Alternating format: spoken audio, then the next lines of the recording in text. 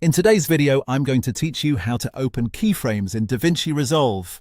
If you want to quickly view and manage your animation points on the timeline, opening the keyframe tray is an important first step. The good news is that it's very simple once you know where to look, and it only takes a few seconds. To begin, go to your timeline in DaVinci Resolve. This is the area where your clips are arranged and where you'll usually make edits to timing, movement, and effects.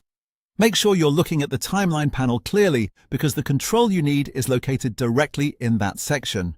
From there, look at the row of tools associated with the timeline.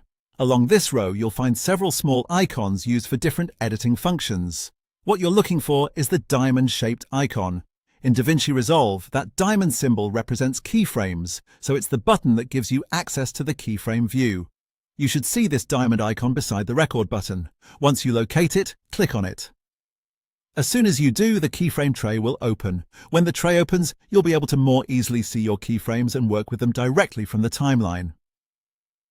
This is especially helpful when you're adjusting animated properties and want a clearer view of where changes happen over time. If you're working with motion, zooms, position changes, or other animated effects, having the keyframe tray open makes the process much easier to manage.